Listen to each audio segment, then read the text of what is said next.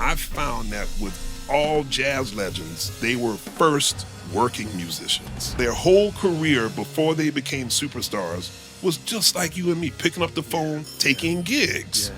McCoy Tyner took a gig driving a cab. That was after he played with John Coltrane. Sting was a sideman before he was Sting. Which is where we're going to start today, when Christian McBride steps out and is like, I am no longer solely a sideman. Got to the studio once Chick, Jack, and Kenny were all there together. I just remember thinking, what have I done? On your record. I thought of Denzel Washington and the Equalizer, like, don't start crying now. Christian McBride is a 9-time Grammy winner.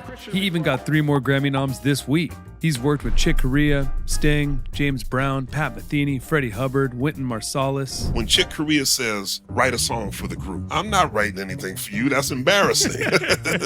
What am I going to write that is going to be worthy? So I wrote this tune in F sharp. Nice, easy key. Just play what you play in F, half step up.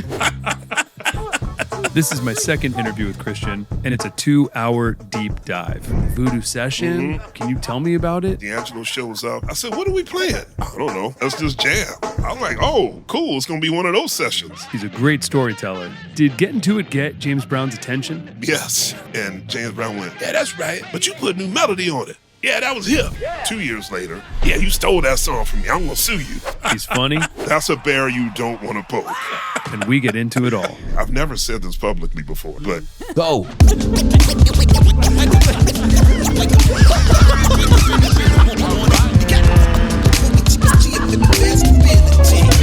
Let's go. Welcome back to the show, part 2 with Christian McBride. 2 weeks later, we're back in my house. We're back. Thanks for coming over again. Absolutely. Man. I felt bad after the last time. You were like, you got to go. I was like, oh, I'll come back. You came back. It works. I'm back. It's okay, man. I'm glad every day with you is a blessing. I'm glad we get to hang, man. Very kind. Thank you. Nothing like making a quick pit stop from New Jersey to LA before I go to London. Totally on the way. Yeah, right. Well, yeah. So we dropped part 1. If you guys haven't watched part 1 yet, go watch it. And which was a great time to go through all the early years of Christian McBride. We go through the Philadelphia scene, and we bring it all the way to present day today.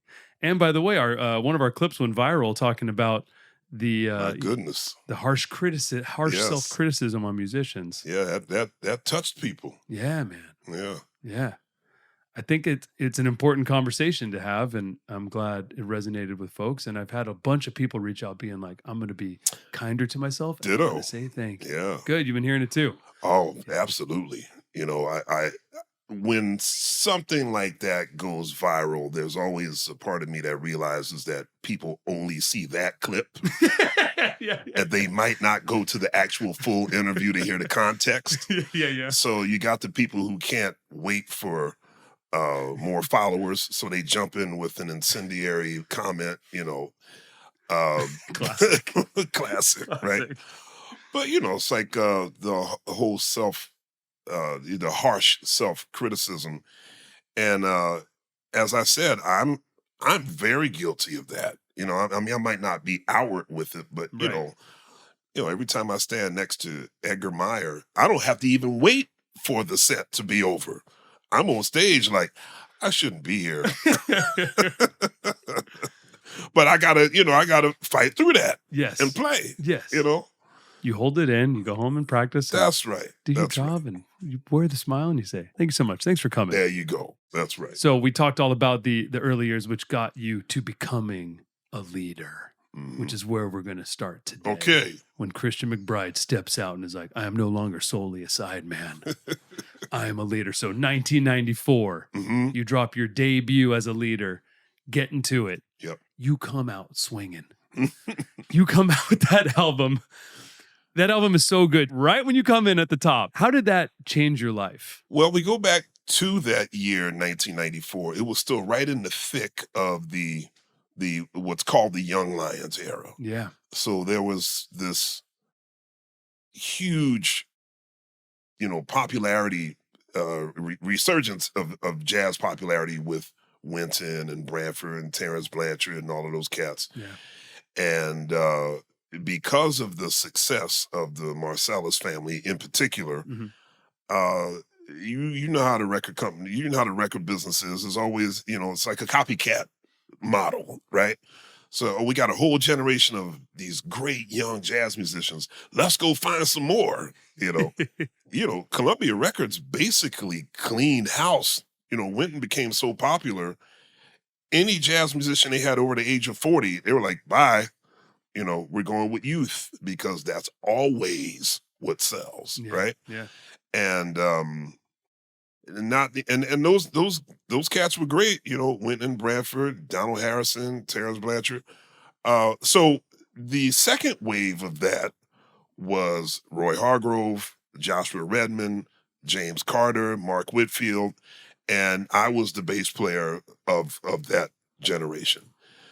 The idea of recording my own record, honestly, never crossed my mind because I was much more concerned with trying to play as much as I could with all of my elders and trying to learn as much as I could from them to feel worthy of making my own CD, because there was a lot of blowback from a lot of the older cats. I could see why, because a lot of them had gotten dropped from labels. I mean, these young cats, they ain't done nothing. They got these big record contracts.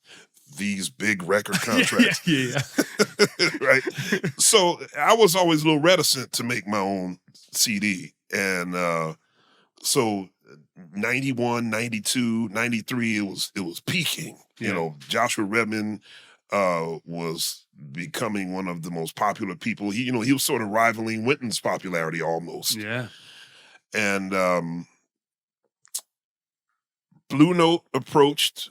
Bruce Lundvall was still running Blue Note at that time. Say, hey, how'd you like to make your own CD? I was like, What year is this? 93. Right, because you did with Joe Lovano and Joshua Redman that year. That's correct. Yeah, that's right.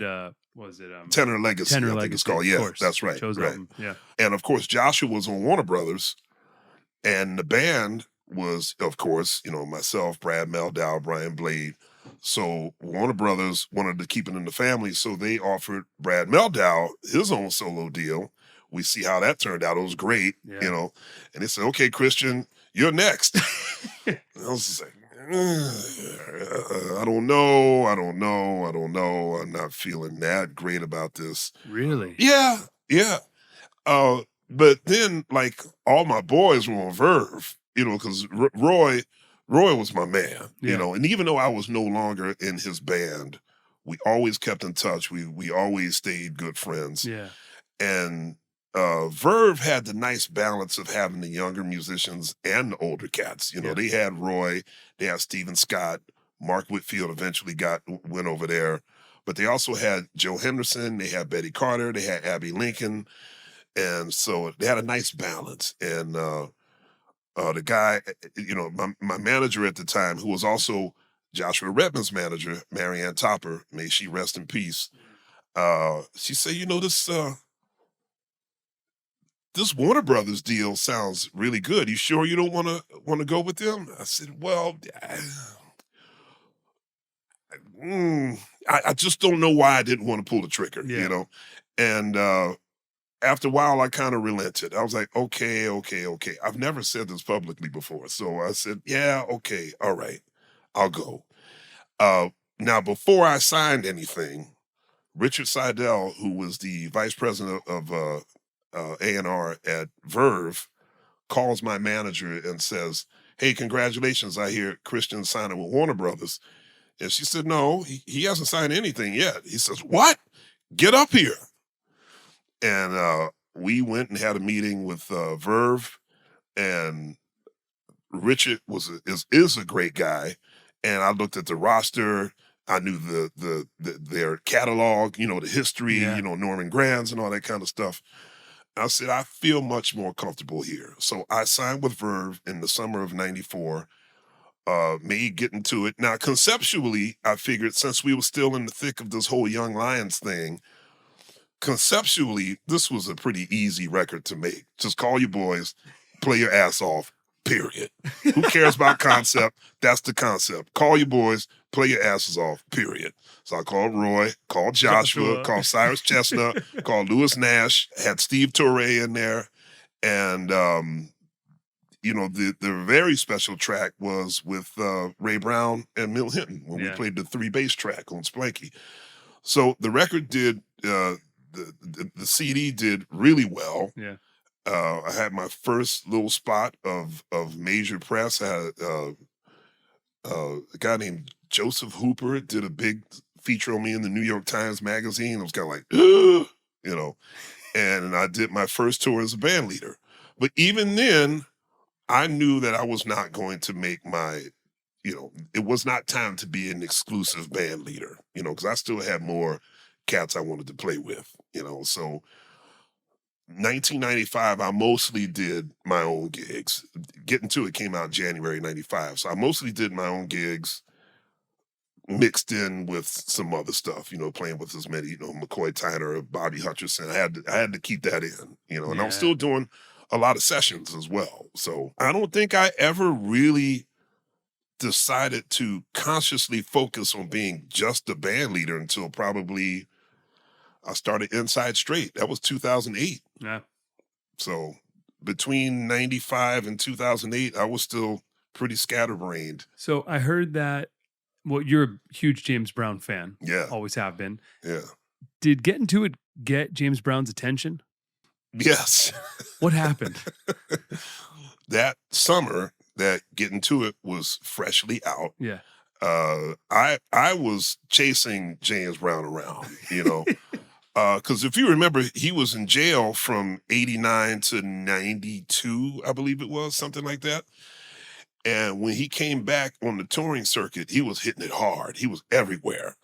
And, I was like, I'm going to find James Brown. I'm going to find James Brown. I'm going to track him down. Is that why you gave Getting To It the feel of the title track itself? Just because I love Get It Together. That's the James Brown song that inspired Getting To It. Yeah. And so, I still remember at rehearsal, which leads to the story of meeting James Brown and how what happened with Getting To It. When I brought in the song Getting To It for the band, I said, hey, guys, I'm a little concerned about something, just slightly concerned. Let me play you this James Brown song. Tell me if it sounds too similar. So we rehearsed Getting To It, then I played them Get It Together. Unanimously, they all went, yeah, bro, that's kind of similar. Like, real similar. I was like, yeah, but like, I changed like one note. Not copy paste. Right. Yeah. And, it's got a melody. It's got a different drum groove. So honest. Yeah. And so they were like, yeah, but, you're dealing with James Brown. Yes. That's a bear you don't want to poke. For sure. Like one of the most paranoid people ever, right? And so I'm going on, yeah, but his legacy. James Brown knows that I love him. I'm his biggest fan, And so when I finally had a chance to speak with James Brown, this was in the summer '95, Getting To It had been out for 6 months or 7 months, and I had sent James Brown Getting To It. I sent it to his office, sent him a letter. I didn't think he was going to read it, So I knew his entire circle by that time. I even knew his bodyguards, And they were like, oh yeah, Mr. McBride, we'll set up a time for you and Mr. Brown to meet in the lobby, And so James Brown and I are talking. Well, he's mostly talking. I'm listening, I said something like, Mr. Brown, I sent you my new CD, and the title track to my CD came from your song, Get It Together. I wasn't trying to hide it. I even wrote about it in the liner notes, know. And James Brown went, yeah, that's right. But you put a new melody on it. Yeah, that was hip.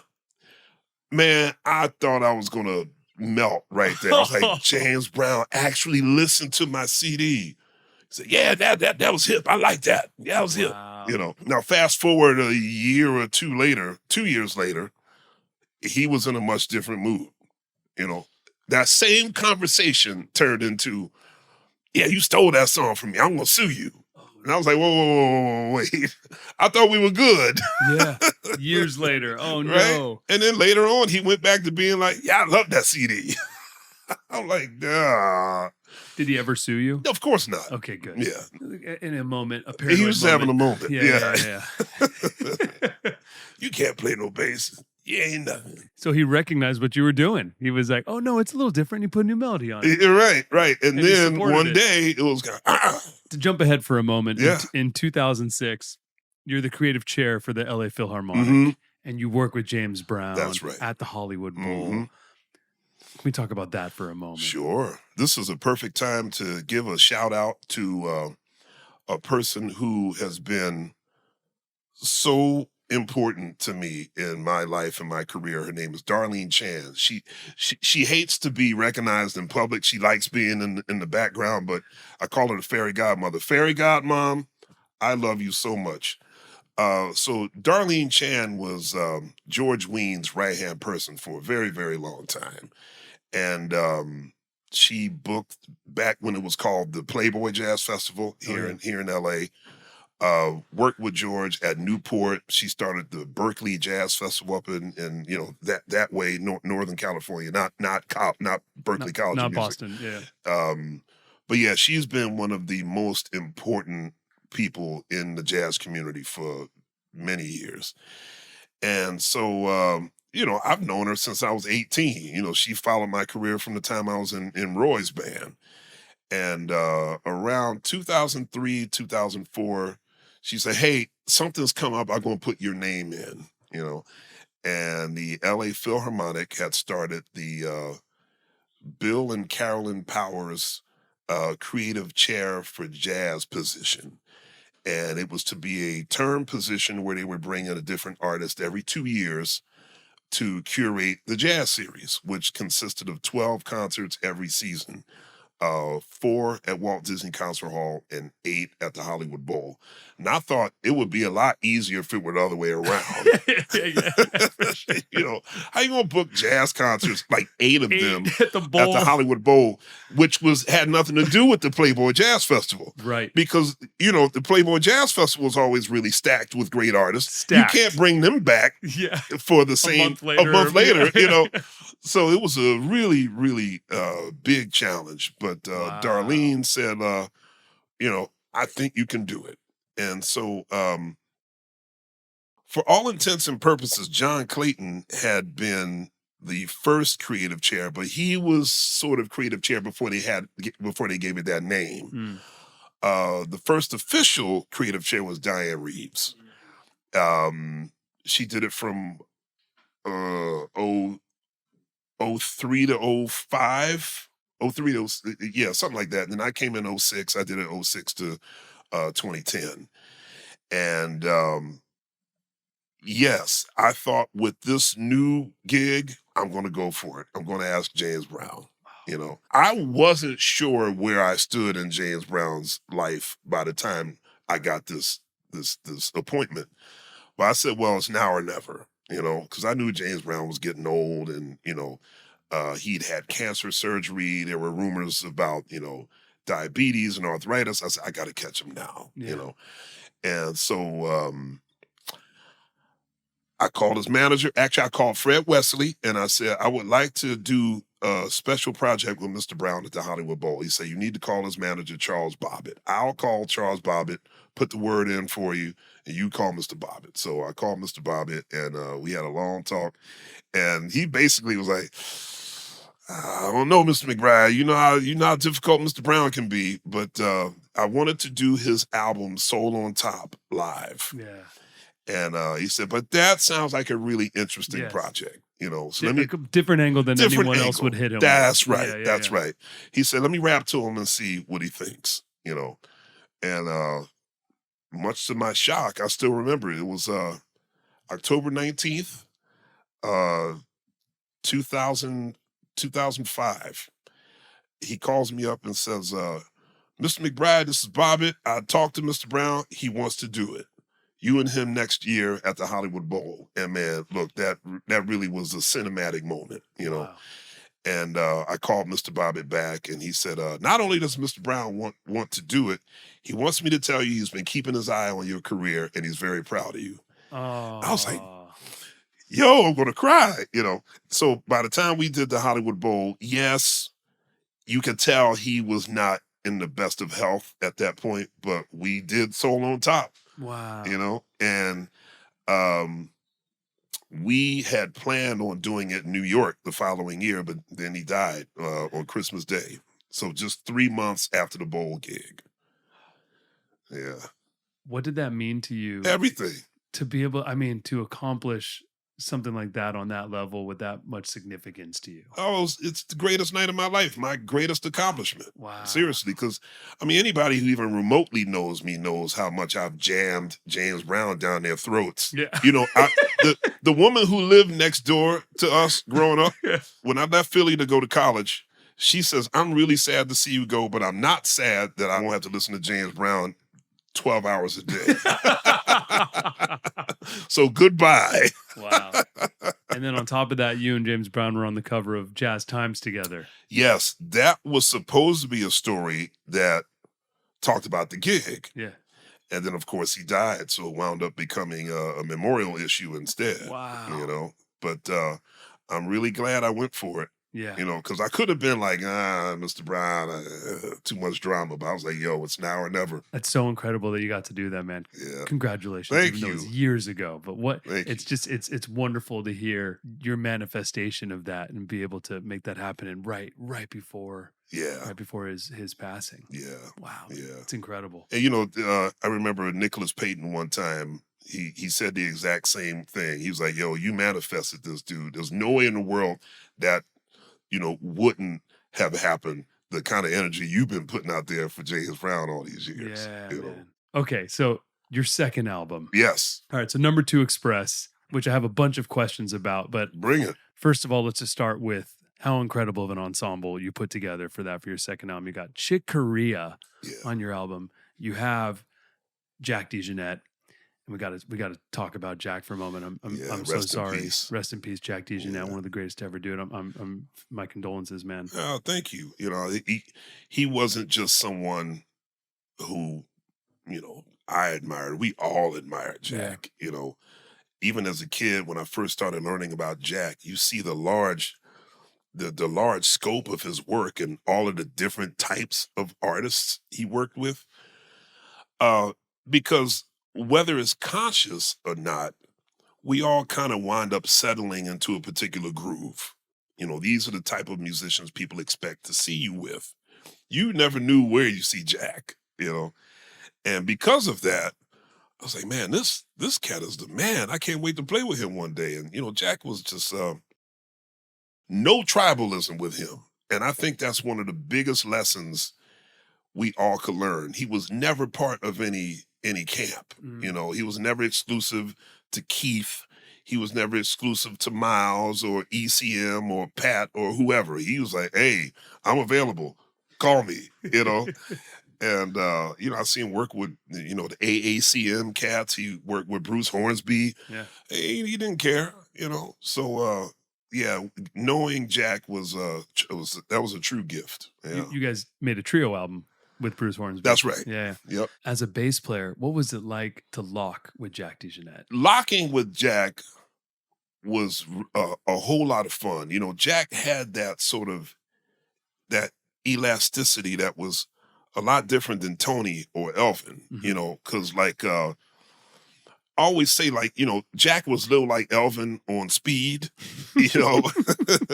Like if you were to speed Elvin Jones up, you'd get Jack DeJohnette, like Elvin Jones on top of the beat, you know, with that kind of snap that Tony had, you know, that was unmistakably Jack, you know. So I couldn't wait to play with him. The first time we ever played together was on a Harold Mayburn record from 93. And I was scared to death. I just thought, as long as we don't have to trade 4s or trade 8s, I'm cool, you know. Because, you know, Jack came from the 60s where it wasn't about just counting 4 straight measures. You know, you feel 4 measures, you know. That could be 4.5. That could be 3.5, 3 3/4. You know, so you just got to feel it. Close your eyes and feel it, you know. But when we did Number 2 Express, the story behind that is the flip side of Getting To It was that the critics were like, yeah, that's what we thought. You were strictly a 4 to the bar Ray Brown bebop clone. You know, you apparently, you know, I had skill, but I wasn't very adventurous. I wasn't on the cutting edge. You know, you just like all these other young lions just rehashing bebop language. I was like, oh, really? All right. And so I knew Chick already. We hadn't played together yet.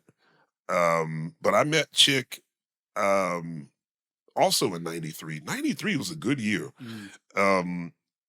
I met him in Japan. He was playing with the second iteration of the Electric Band. Wow. And they killed it. And I was playing with Benny Green, the great Benny Green. And what I remember is that Chick, during our set, Chick sat on the side of the stage and watched our whole set. And I was just like, yo, Chick Corea's over there. You know, and Chick was over there just like intense. Like, he's like,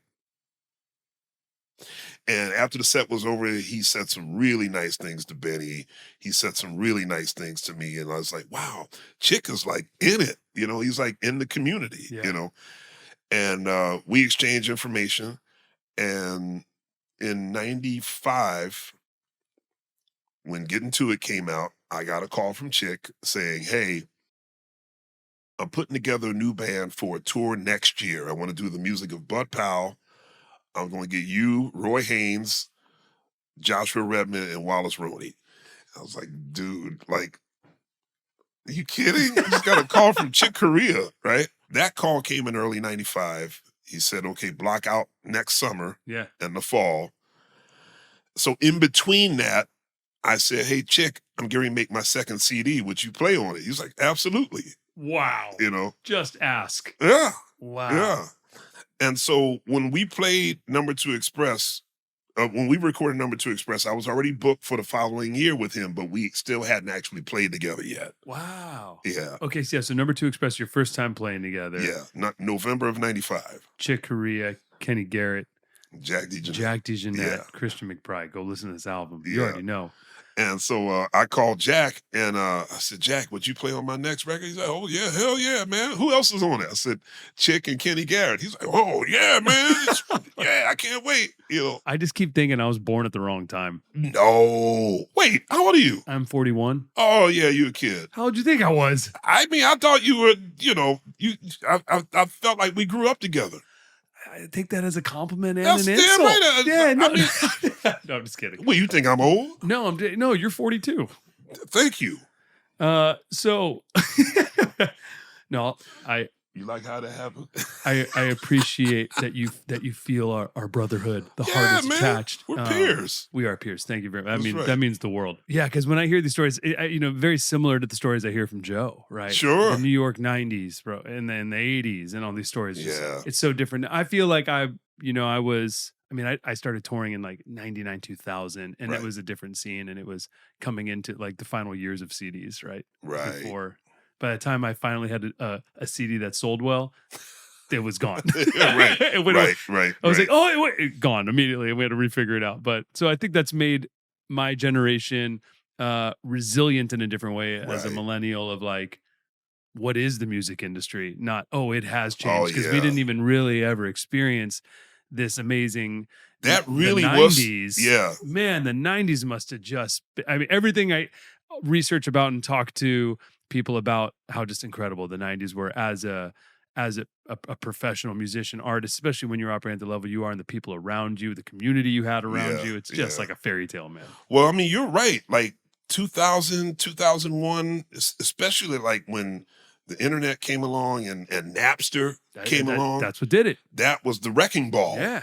You know, the old guard was like, yeah. You know. And it's crazy because people are freaking out about AI right now and stuff, but it's nowhere near the wrecking ball of Napster. For real. For real. Just gutting the system immediately. Yeah. AI is right now like intimidating, and you're unsure, and it's developing, but it's already a few years old and it's developing. That's right. And Napster was just like, gut the system, no more CDs. Give me that. No model. There's no more model. The model was, and especially coming out of the 90s when it was like peaking. Total model. The model was just like working. It was working, and musicians were making money. Jazz musicians were making money. Artists. You had big record labels that, you know, you could follow somebody's career much easier than you can now. Yeah. You know, because they had a record on one label. Yeah. You know? Whole new ball game now. Whole new game. Yeah. That's another conversation. Right, so. right. LimeWire is another one I just thought of. Sorry. Yeah, I remember LimeWire too. I would go back and forth from right, being like, oh, my music. So back to the good old days, right before that. Back to the golden age. The last days. Of music monetization and sales of CDs. Right. Yeah, so number 2 Express, killing ensemble. You're playing with Chick. You already know you got next year with Chick, but he's playing on your album first. That must have blown your mind. I clearly got to the studio, you know, and once, you know, Chick, Jack, and Kenny were all there together, I just remember thinking, what have I done? On your record. Yeah. It's one thing to be like, if it was Chick calling you and it's the same ensemble and you're on Chick's, you'd still be mind blown. But it's like, these cats are on my record. Oh, yeah. I thought of a line, you know, I thought of Denzel Washington and the Equalizer, like, you know, don't start crying now.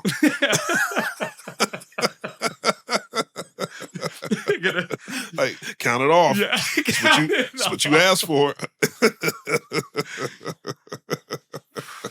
But man, they were all so great. And I think that's the one thing about jazz legends versus you don't want to put anybody in the box, but I found that with all jazz legends, they were first working musicians, right? So their whole career before they became superstars was just like you and me, picking up the phone, taking gigs. Yeah. We think of them as always being on this red carpet of being masters from the very beginning. Yeah. And Jack would tell stories about his drums getting stolen in the club, and you know, I didn't have money to get home in the cab, and you know, McCoy Tyner took a gig driving the cab. That was after he played with John Coltrane. Right. You know what I mean? Right. So like, we don't think of jazz legends as being actual people who were on the come up and who had to struggle. Yeah. Right? Yeah. So once they get to that level, when they are now bona fide, unquestionable masters, people don't think of them as having been on the come up. Yeah. You know? And so people like Chick and Jack, you know, when they get to the session, they spent way more years on the come up than being, you know, like these, you know, these superstars, you know. So they were like, hey man, what you want to do? Oh yeah. Is that cool what I'm playing? I was like, is it cool? Please, you know. So they were great to work with, man. Yeah. Great to work with. What is it like for you? Are you bringing arrangements to them? Are you giving them sheet music? Are you just coming in, and is it like structured improv building on vibes? Well, yeah. One thing I still have trouble with. I mean, I don't have as much trouble with it now because I don't have as many opportunities to worry about this now. But when Chick Corea says, write a song for the group, because that's what he did with me when he started the trio with me and Brian Blade. He actually bought me a manuscript book. Like, I don't want this trio to just be my tunes.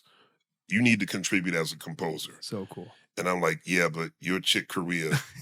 You're literally like one of the top 10 greatest composers in the history of this music. Yeah. I'm not writing anything for you. That's embarrassing.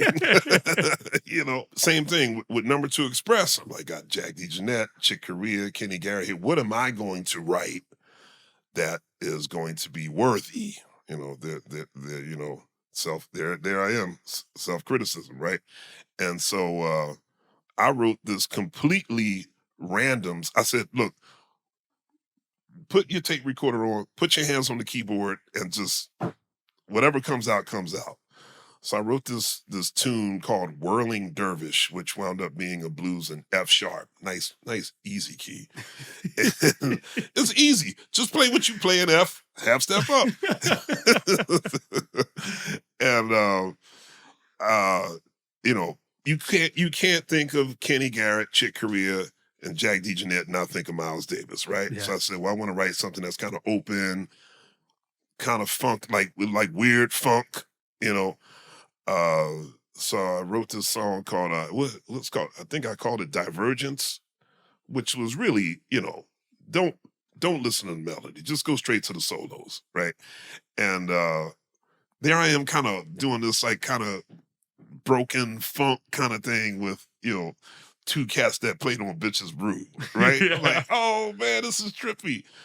Wow. And the third song, one of my favorite Chick tunes has always been Tones for Jones Bones.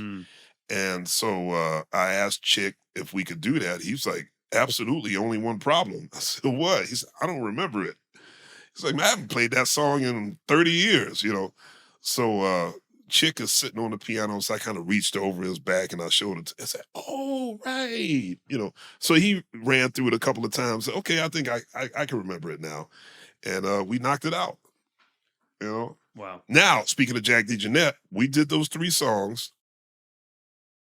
We still had like 3 hours left of studio time. And so Jack pulled me aside. He said, hey, man, why don't me, you, Chick, and Kenny, let's just improv something. Just roll the tapes and just go. I'm like, wow.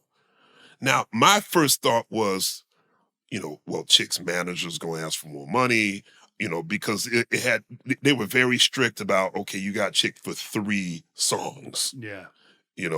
That's it. There's 3 songs and he's got to go. I was like, well, Jack, I think that's a brilliant idea, but I don't know if I could do that, He's like, man, don't worry about that. I said, well, will you talk to him? Yeah, you ask. He's like, yeah, I got it. So he went and talked to Chick, but Chick actually did have to go, so we never got it. But I was just gonna say, what records were those? It was one of those what if moments, like, wow. Maybe we should have. I'm sure once we were actually playing, like, had I been thinking about it then, I would have just, started playing something and the tapes would have been rolling. We had all this extra stuff on tape, but man, didn't happen that way. What did it feel like to have a deep relationship with Chick Corea? It was one of my most cherished friendships. Yeah. It was a mentorship, and then it turned into a friendship because somewhere along the way, Chick and his wife Gail became friends with my wife Melissa. Chick became friends with my mom. And it became like a whole a family. That's so cool. Yeah. 97, I'm assuming this was another moment for you in your head where you were like, probably like, oh my God, but when you did super bass. Yeah.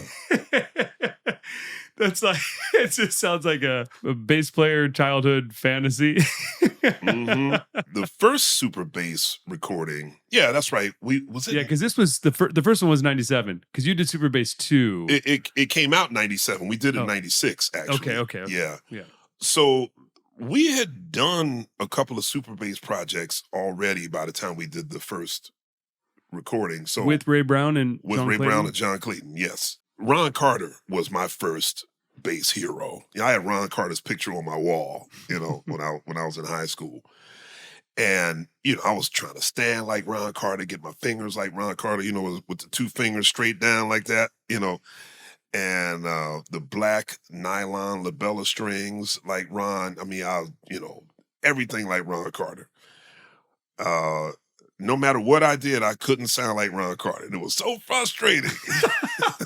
I was like, why can't I be Ron Carter? I saw Ray Brown live at the Blue Note in New York, March of 1991. And as fate would have it, Benny Green and I were sitting at the front, at that table directly in front of the bass. And so, like, Ray Brown was like 7.5 feet from me, and his bass was pointed straight at my head. And man, he started putting all that sound out of the bass, and he had an amplifier, but it wasn't on very loud, so most of the sound was coming from the bass. Man, I felt like my head literally exploded that night. Like, my life was changed forever. As Don King would say, it was an epiphanous moment of pure religiosity. And from that moment on, I became a Ray Brown loyalist. He was the sound, the groove, and the pure joy he exuded when he played. I mean, he was having, jazz is supposed to be serious. We're creating fine art. and Ray Brown's just like, yeah, talking to everybody in the band while he's playing, I was like, man, he's having a good time up there and swinging his ass off, and so I got to meet him. Immediately then started trying to play like Ray Brown, at least remembering what I saw him do at the Blue Note that night. And about a year later, he said, "Hey, I got a gig in Pittsburgh. Why don't you join me and John Clayton?" Now I already knew John and Ray were close because John had studied with him, and John was already Ray's most well-known protege. Mm. And so when he said, join me and John in Pittsburgh, my first thought was not so much, man, I'm going to get to play with Ray. Are you kidding me? I'm actually going to get to stand next to my bass hero and play with him. But the main thought I had was, John Clayton's going to be like, oh man, we got it. I didn't ask for a new brother. He's barging in on my shine, but John Clayton, he's just a saint of a human being, somebody I look up to in so many ways. And John Clayton's just such a beautiful man, and he welcomed me as the little brother, the third wheel. So I went to Pittsburgh to do that gig with Ray and John, and Ray Brown said, "Hey, I like this. We should keep this going." Yeah. And so every year, sometimes we tried to get at least 2 gigs per year, 2 engagements per year of this new band he called Super Bass. And in '96, he said, "Hey, let's record this. Let's make a CD." And that's when we did the first Super Bass CD. And then we did the second one in 2000. Yeah, at the Blue Note, New York. Yeah, came Blue out Note Live. Yeah. That's right. And so, yeah, man, standing next to Ray Brown. There's one thing hearing Ray Brown live, but to stand next to him and have him walk behind you, man, it's like wind was coming out of the bass, like pushing me off the stage, right? And the only way I wouldn't get pushed off is to put that wind right back, to balance it out. You're really good at making your dreams come true. I guess. Don't be all harsh self-criticism right now. Well, I'm trying to think. I'm hope I'm not that way with my nightmares. Because, I Doesn't seem like you are. I have as many nightmares as I do dreams, so I don't want them to come true. Okay, well, I hope you're not having music nightmares. Just keep Christian happy and healthy. I feel like you're doing great. I fight a lot of demons when my eyes are closed sometimes. I'm just like, no, I don't want that. Where does that come from? Where do you think that comes from? I don't know. I think it's a balanced diet. Do you have a lot of negative thoughts in general, like in your waking life? I mean, I don't know if I don't know. I don't know what the average is, but for every good thought, yeah, I'm sure I have a counter thought. Yeah. What if? Right. Is it worries? Yes. That's most of your negative thoughts. Yeah. Yeah. Yeah. But I always try to consciously push that out of the way. Yeah. I don't really get nervous. I get anxious. Usually before a gig, I'm like a bull, in the thing, it's just like, let me out. Yeah. But I've played the national anthem a couple of times for like a couple of NBA games. I've gotten nervous there. Yeah. I'm just like, what if I break a string? What if my ear monitors don't work? What if I play a wrong note? Oh, Jesus. Those help. are weird, unique situations. Yeah. But, playing with James Brown, I don't know. I don't remember being nervous that night. I just remember thinking, yeah, this should have happened. Yeah. And like whatever happens, even if it's, and this is how I counter most of my performance thoughts. For any anxiety or any worry, what usually kills that is, what's the worst thing that can happen? Think about the very, very worst thing that can happen. And when you think about what that is, it's actually not that bad. Okay, you play a wrong note. You got a hell of a lot more notes to play for the rest of the concert. Let it go. It'll be fine. What if the amp conks out? Well, you got a good natural sound. They'll hear you anyway. Yeah. So that's what'll get you out of the anxious thoughts. Yeah. Yeah. What if somebody else in the band screws up? Well, you can't control that. Yeah. Don't worry about something you have no control over. Just do your job. Steve Ferroni was on the podcast, and he was telling me about what he has tattooed on his arm, which is what he got from Tom Petty. When Tom Petty passed, he got it tattooed on his arm, and maybe messing up the quote a little bit, so you can look on the pod, but it was essentially, most things I worry about never happen anyways. Yeah, that's true. Yeah. Now, I'll tell you a funny story. This is what happens sometimes with, and this is where you're like, oh, damn, that's messed up. I did this. The last couple of years have seen a swath of Oscar Peterson centennial tributes. And one of the big pieces that I've had a chance to play is an extended work of Oscar's called Africa. Now, Oscar died before he could finish it. So Kelly Peterson, Oscar's wife, commissioned John Clayton to finish it for a big band. And as part of this piece, there's a piece of Oscars called Nigerian Marketplace, in which the original version was played by Niels Henning Ørsted Pedersen.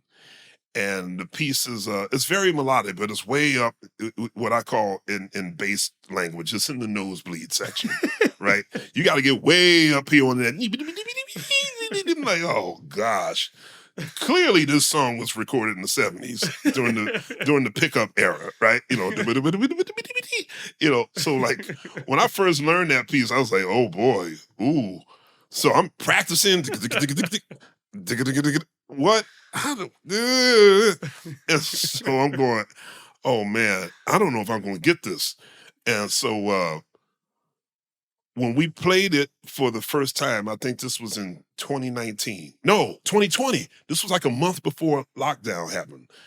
I'm having nightmares about this piece. Like, okay, look, just go with it. You'll be fine. Even if you get 80% of the line, you'll be fine. Just hit the high F. Just get the high F. Get the F, And folks, I'm not talking about F on the like here. I'm talking about F way down here, like I'm almost like at crotch level, that F, right? And so that first gig, I don't remember if I made it or not. All I just remember is like, Jesus Christ, this is so high. And after the gig was, I'm like, hey, I told John Clayton and Kelly, I said, I'm really sorry that Nigerian. Oh, it was great. Oh, no, you sounded awesome. I was like, nah, y'all lying. So we played it about a week ago in Toronto. This time I was like, I'm going to get that F. Man, I shared for a couple of weeks. I played nothing but that line. Yeah.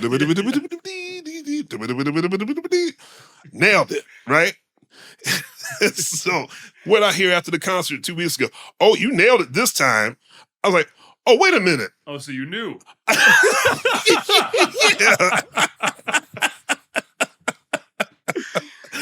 So you lied to me 6 years ago, 5 years ago, right?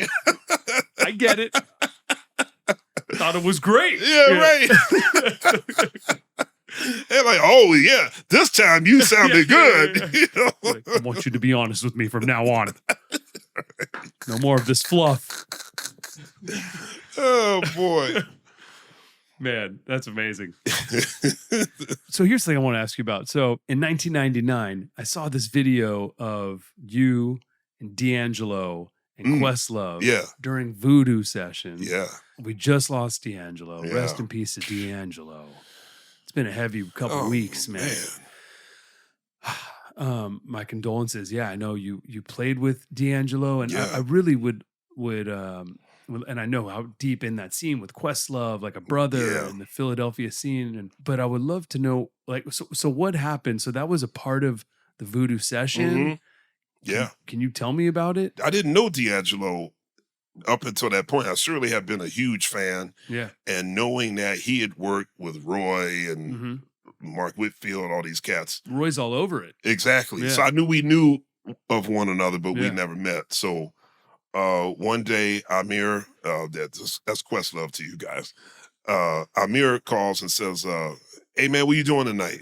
I said, what? Nothing. What's happening? He says, D wants you to come down to Electric Lady. I was like, oh, all right, cool.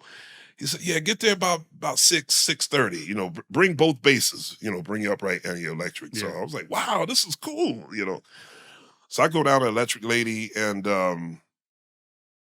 only a few people were there, and D'Angelo shows up, and, you know, we give each other a hug. Man, pleasure to finally meet you. I can't believe it, you know. And I said, what are we playing? He's like, I don't know.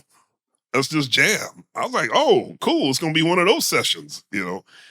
And we get set up in the studio. Now, there was another bass player there. There were a few musicians there hanging out, and sadly, I didn't know any of them. I mean, I knew Spanky, Charlie Hunter, of course. Yeah.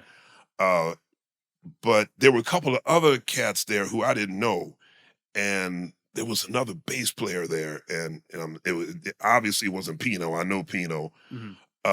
But whoever was there, he's like, hey man, play my bass. And so, you know, I'm just kind of feeling it out, you know, like, wow, this is, And then D'Angelo's like, okay, you ready? I'm like, wait, huh? What? I said, what are we playing? And Amir was like, you know what it is? And he went, I was like, oh, funky drummer. I know this one. Yeah. But what's funny is, like, I was still kind of fiddling with this electric bass. Like, what knob is? Yeah. Oh, okay.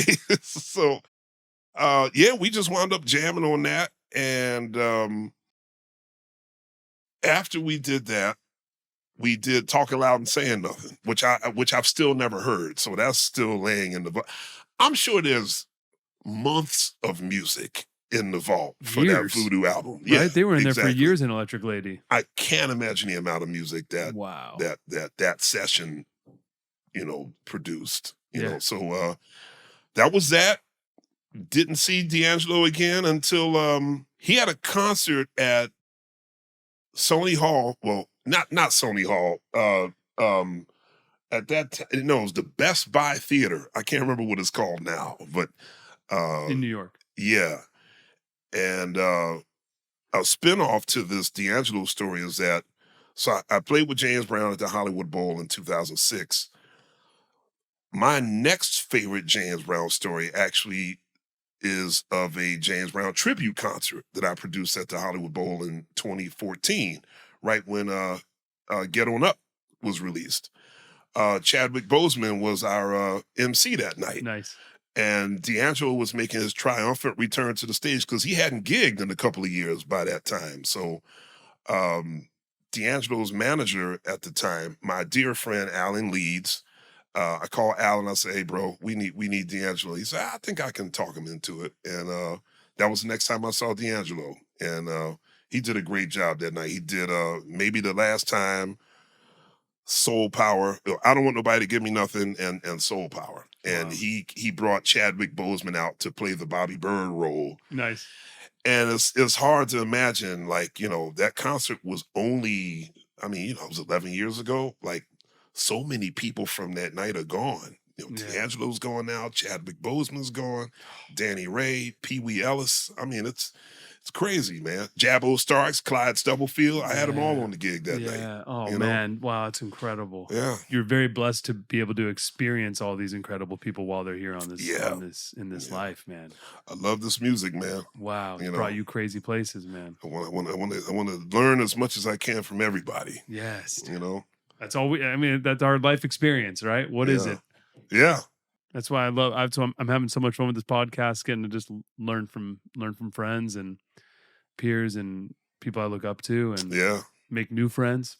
Bless you for that. Always understand that we're lifelong students. Yes. You know, shouldn't get comfortable. There's way more for you to learn. Absolutely. You know? Absolutely. Vertical Vision. Oh, okay. Oh man, dude.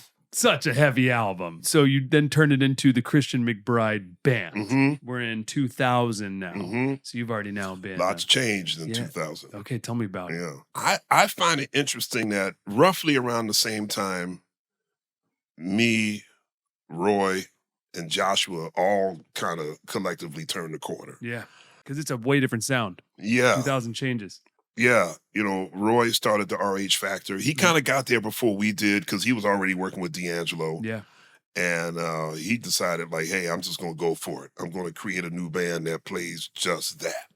You know, Joshua started what became the Elastic Band. I kind of knew that, so I made my third CD, A Family Affair, in 98, which George Duke produced. Come on. Yeah. What was that like? Well, so I was going to say, like, all of us in our late 20s, early 30s decided, like, hey, there's no doubt where our heart lies. We love jazz, but we're funk kids. Yeah, You know, we're funk R&B kids or rock kids. Let's figure out how to get some of that, you know? And I guess around 2000, I wanted a band that, you know, the jam band scene was hot. Yeah. You know, Medeski, Martin, and Wood were out there killing it. Soul Live were out there killing it. I was like, man, I want some of that. Yeah, you know? And I thought that whoever I had in this band, they got to be hybrid. Like, I don't want just a funk or a fusion drummer. I need somebody who knows how to do this as well. Who for me is who's the prototype of that drummer? And I thought of Jeff Tane Watts. Yeah. And love Tane. Tane's like a big brother. So I said, hey, who's the junior you? Yeah. And he said, you might want to check out this cat that just started playing with Diane Reeves. His name is Terrion Gully. And so I called Terrion, and Ron Blake was already playing with me at that time. Ron became, he's still one of my closest friends. And I said, who's going to be doing this? And my issue was that I only knew people who they were either all Bernie Worrell and Keith Emerson or all Wynton Kelly and McCoy Tyner, one or the other, right? And I was just like, man, there's got to be somebody who can do both. And I said, I know somebody who can do both, but they're probably too busy. And that was Jeff Keezer. And, you know, and Keezer had played with Art Blakey and the Jazz Messengers. He played with Ray Brown. He'd done all the top gigs you could do in jazz. I said, I'm not going to ask him to join my band. That's a step back in his career, you know. And that's not being being harsh. That's the truth, you know. And so I called Keezer. I say, hey, man, could you make a couple of gigs with me? I need you to do both, keyboards and acoustic piano. He was like, and that's how what we call the CMB. That's how that started. And so we started doing our first gigs in 2000, and then we did Vertical Vision in 2002. Yeah, 2002, we recorded that. There's a song with Sting in the Vaults. Really? That we never released. So that was when the Sting relationship started. I joined Sting's band in 2001. And so when we did Vertical Vision, I was actually still in his band. Oh, okay. So I said, hey, man, I'm going to do a new record, you know. And he said, you want me to sing on it? You know, he's always been like that. He's a collaborator. You know, he's one of the cats. He was a sideman before he was Sting, you know. And I said, well, I have an original. He's like, great, send me the lyrics. And kind of like with Chick, it's like, lyrics. I'm going to give you, Sting, a song that I write with lyrics. Oh, this is embarrassing. He's like, no, come on, man, let me have it. And so I give him the song, the lyric sheet, and he said, okay, I'm going to need you to make a demo. I said, man, really? He's, well, how else am I going to learn it? I don't have time to sit with you, and so just make a demo of you singing. So somewhere on this planet is a cassette of me singing this song for Sting. And when, he listened to it, he's like, yo, you sound good. You should probably sing this. You should think about that. I'm like, no, see, you playing now, No. You're not getting off this track, Sting. You're not, exactly. And so anyway, we did the song, basically ran out of time to put it all together. So it's just sitting in the vault, But anyhow, when we made that record, in my brain, I was like, we're going to be the new Weather Report. We're going to go blow everybody off, blow it. We're going to just, it's going to be great. And I remember we did a gig at Princeton University. somebody made there was a review I saw online somewhere, and it said when you entered the theater, you saw stacks of amps and keyboards and pedals and numerous amounts of equipment on stage, and we thought this is going to be a jazz concert. And said, like, the Christian McBride band came out and hit us with volume that we didn't expect. It was a good review, but I remember reading the review like, that's what I was going for. Yes. You know, Ron Blake used to wear his, you know, his dashikis. He had his goatee, which came all the way down to his belly. Just the look of the band was, you know, Terry on with his braids, and, you know, Keezer had the tie-dye sheet on his Rhodes. Yeah. You know, so I was like, man, we're going to go out there and kill him. But that's not really what happened. What happened? Well, a couple of things happened. I think my fans up until that point, I think my reputation was so deep into being a straight ahead jazz guy.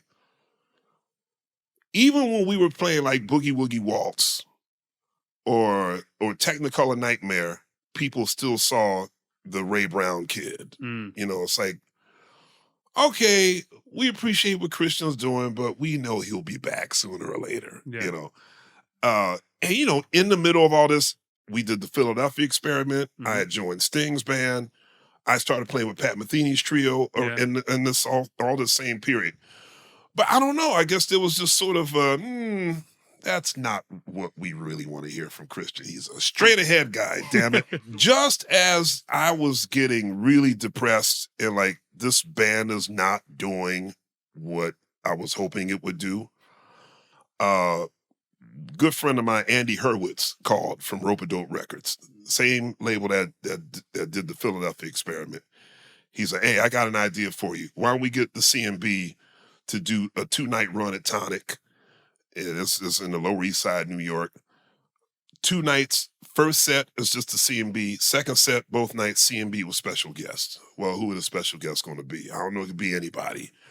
Let's get DJ Logic, Eric Krasno, you know, like all the jam band college kids, you know. And I was like, all right, cool. And it turned out that Live at Tonic almost instantly became a cult classic. And so I thank Andy Hurwitz for getting me out of the doldrums, because that 3 CD set wound up making a little bit of noise. Nice. Now, the issue with that is I couldn't tour because I was playing with Pat. Yeah. You know, so everybody's like, man, we want the CMB, you know, bring the CMB. And I was like, I can't, you know. And then Ron got the gig with SNL. He's been in the SNL band now all those years. Keezer got married and moved to the West Coast. Terrion got married and moved to Atlanta. So the whole band just kind of, you know, it's like, oh, you know. Yeah. So you know, but next year we're actually going to do a reunion. We're going to get together and play some gigs. Oh, that's great. So we'll be back. 20-year reunion. Okay, let's go. I'll show up. And, you know, it's hard to do any other gig when you're doing Pat, right? Pat's an all-in gig. All-in gig. And it was you, Pat, and Antonio Sanchez. Yeah. And you know, Pat just, I mean, it's different now, but back, he just never came off the road. Yeah. You know, just, we were going tours and just, you know, I just stopped, change my luggage and go back out, you know. And, you know, I had Antonio Sanchez on the pod too, and we talked all about Pat and just how. Oh, wait. His birthday is today. Is it? Yeah. Happy birthday, Antonio Sanchez. Rudy, what's up, man? Happy birthday. Let's go, bro. He's probably living the dream in Spain doing something right now. I know, man. Come on, man. Get back to the and actually no. Stay where you are. You're good. Yeah. He's probably just deep in the studio scoring something right now. That's probably what's happening. Yeah, right. Taking see, I can say this because Antonio's my man. You really call Birdman a movie score? You took a 2-hour drum solo. Ain't no score. You think you John Williams? Oh my God. I love Antonio so much. You know, you my man. Man, it's been great. Yeah, watching him as a composer evolve from going from Birdman to then when he's done with the studio this year. It's crazy. With Now that's incredible. That's scoring. Yes. Yeah. Yeah, that's right. Yeah. You said it, not me. I'm a fan of everything, Antonio. You know this. But anyways, he was telling me, we talk all about the Pat gig and how intense the shows are. He had a much bigger job. I mean, because he played in the Pat Metheny group. Yes, which is a whole other thing. And when he told me what he went through to get that gig, I was like, bro. Years. Wow. I'm glad I played in the trio. If there's Pat Metheny fans listening to this that haven't listened to the Antonio pod, go listen to that because it's wild. That's the wildest audition. Yeah. Of a multi-year, essentially, audition. Okay, to get the play gig. this song and play that cymbal when you get to this section. Oh, man. And then go to that cymbal. And like, it was very like... meticulous. I was like, wow. Yeah. Ooh. How'd you get the Sting gig? I think I got the gig through Chris Bodie. Chris Bodie and I were label mates at Verve in the 90s. And, you know, again, we kind of sort of knew each other. I see him on the road. Hey, what's up, man? You know, and so Chris called me to play on one of his records. This was in 1999, and I remember getting to the studio and not knowing anybody in the band, and like that never happened to me when I was doing sessions. You know, New York had its sort of core of studio musicians. So I got to the session. I'm looking around like, who are these people? You know, like, I was too embarrassed to ask who they were. Like, so would you pretend like, what's up, what's up, bro? Yeah. I'm like, clearly this is somebody I'm supposed to know. Yeah. So I'm like, yeah, what's up, man? Yeah, all right, yeah, good to see you, bro. Right on, you know. And at some point during the session, I asked the engineer, who are these guys? A couple hours in. Yeah, and he knew. Yeah. You know, yeah. He's like, oh man, that's Sting's band. I was like, what did he? Oh, and I forgot that Chris had gotten the Sting gig. You know, so it was Kipper, Mark Eldridge, better known as Kipper. Manu Katché was the drummer. Wow. Was there a percussionist? I don't remember, but you know, Dominic Miller on guitar. Yeah, and I was just like, of course. Damn. Okay. So then I go back and we finish the session. And, you know, I'm like, yeah, man, yeah. You know, so on your way out, you're like, it's Christian, by the way. Right. Yeah. Pretty much, Yeah. right? They didn't know me either, right? And about a year later, Chris calls me again for another session, same band. Now I know him, you know, and so after that session was over, I don't know, maybe a couple of weeks, a month or whatever after that session, Chris calls me and says, hey man, Sting is getting ready to do a new album. He wants acoustic bass and he said he doesn't want to play bass at all. Who should I call? So I told him to call you. Oh man, I appreciate that, brother. Thank you. But like a lot of time went by before that call came, so I kind of forgotten about it. Right. So my manager calls one day. He says, hey, I got good news for you. I said, what? He says, Sting's people called. They want you to play on his next record. I was like, damn, come on through, Chris Bodie. Wow, he hooked me up. You know, the rules were pretty clear. You fly to Italy. It's going to be a live album at Sting's home in Italy. At the winery. At the winery, yeah. The date for the gig is September 11th, but you will fly to Italy early before the rest of the band because Sting wants you to come and rehearse and, you know, kind of get you in the groove before the rest of the band shows up. So I flew to Italy on like either August 31st or September 1st. I got there like a week and a half before the rest of the band. And I get there and I rehearse with Sting alone for like 4 days. And the rest of the band starts showing up. Now, fortunately, I knew who they were. Manu, what's up, man? Dominic. Dom, what's up, dude? You know. Wait, but you did 4 days, just you and Sting? Well, because he wanted to. The concept was I'm going to do some of my old hits, but I want to restructure all of them. They're going to sound nothing like so the you were original arranging version. and everything with Pretty it. much. Yeah. I mean, I was just taking orders, Sure, you know. Sure. But you know, Sting had everything neatly written out, you know, and it was great, you know. So by the time the rest of the band showed up, a lot of people I knew, Janice Pendarvis, Catrice Barnes, rest in peace. My dude, Clark Gayton. Sting is probably sorry that he hired Clark, because Clark was my man. You know, we were always getting into trouble, you know. Jeff Young, rest in peace, played organ. Jason Rebello played piano. And we just had a ball, man. And of course, we all know what happened on September 11th. Nobody saw that coming. Oh, it was that same year. That same year. Oh, man. Yeah. And so if you see the documentary All This Time, you see all of that, like the rehearsals leading up to the gig. And of course, they wound up being this drama no one saw coming, you know. Now, the flip side of that was we get to the end of the run. I make the recording. I'm, you know, getting ready to go back to my life and, you know, doing what I was doing. Sting says, man, I really like you in the band. You want to stay? I was like, sure. So I wound up touring with him for another year and a half. Oh, it's so great. Yeah. And he's been a true friend and just one of my favorite artists, like a true artist. He's a trained musician who can do anything. Yeah, he's a great guy. Yeah, I was real just great with him.